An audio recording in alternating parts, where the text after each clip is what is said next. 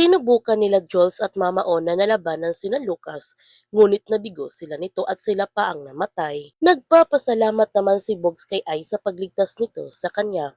Kaya sinabihan ni Ai si Bogs na hindi sa kanya siya dapat magpapasalamat kundi kay Olsen. At nagpasalamat na nga si Bogs kay Olsen at nagpakilala din siya nito na boyfriend siya ni Ice. Nagalit naman si Olsen nung inaalagaan ni Rita si Ian at sinabihan ni Rita si Olsen na kakampi nila si Ian. Ngunit hindi pa rin kumbinsido si Olsen na kakampi talaga nila ito. Sinabihan ni Happy silang lahat na maniwala ito sa kanya.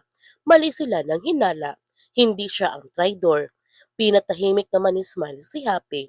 Binalaan ni Happy silang lahat na kapag makawala siya sa kanyang pagkagapos, humanda sila. Sinabihan ulit ni Smile si Happy na mamamatay tao talaga siya. Sinabihan ni Joy si Luna, paano kung nandito yung ibang kakuntsaba ni Happy? Ang sabi ni Smile na paaminin nila ito. Nagtanong si Joy kung paano. Ang sagot ni Smile, pahihirapan nila ito. Pinigilan naman ni Luna ang ginagawa ni Smile kay Happy at sinabihan niya silang lahat na tandaan nila, hindi sila tutulad sa mga hostage sticker. Hindi sila mga hayo. Habang si Liam, chinarge naman niya ang radyo upang marinig niya ang mga pinaplano ng mga hostage sticker. Sinabi na nga ni Rita sa mga pulis ang kanyang nalalaman kung saan nakatanim ang mga bomba at malaki ang tulong nito sa mga pulis. Sinabihan ni Magnus si Lieutenant Arisa na kailangan na nila umalis ngayon. Sinabihan naman ni Lieutenant Arisa si Magnus, alam niya nag-alala na siya sa kanyang anak, pero kailangan nila ito pagplanuhin ng mabuti. Ang sabi ni Magnus, hindi lang sa kanyang anak, kundi pati na rin sa ibang pang-guest. Bumalik na nga si Liam sa kinaroonan nila Luna at ipinaalam na niya sa kanyang kaibigan na okay na-charge na niya ang radyo. Kaya binuksan na nga nila ito at narinig nga nila mula sa radyo na nagtanong si Emil kay Lini kung saan sila dinala ni Liam at tinawag pa niya ito ng anak.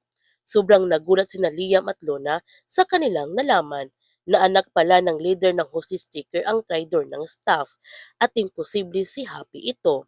Kaya minamanmanan nila ng maigi ang mga staff kung sino sa kanila si Lini. Pero hindi nila ipinaalam sa kanila na nagkamali sila ng hinala. Gayon pa man galit na sinabihan ni Senator Maristela si Major Domingo na kailangan nang umalis na kanyang mga tauhan sa La Playa Roja. Sinabihan ni Major si Senator na sinusugal ng mga tauhan niya ang kanilang buhay para mailigtas ang mga hostages at marami pang mga pulis ang ipapadala para makuha ang mga hostages. Ngunit hindi sang-ayon si Senator sa plano ni Major at sinabihan niya ito na kailangan nilang sundin ang gusto ng mga hostage sticker dahil nakasalalay din ang buhay na kanyang anak doon. Kinuha nila Dado si Tupac upang patayin nila ito at ipakita sa mga pulis na kung magmamatigas pa rin sila, patuloy silang papatay ng mga guest. Papatay na sana ni Emil si Tupac, ngunit sinabihan siya ni Liam sa radyo na kapag patayin nila ang guest, papatayin din niya ang kanyang anak na si Lenny. Kaya hindi tinuloy ni Emil na patayin si Tupac alang-alang sa kaligtasan ng kanyang anak. Pero hindi niya alam na naisahan pala siya ni Liam. Malalaman na kaya ni Liam na si Smile at si Lenny ay iisa? Yan ang ating abangan sa Roja.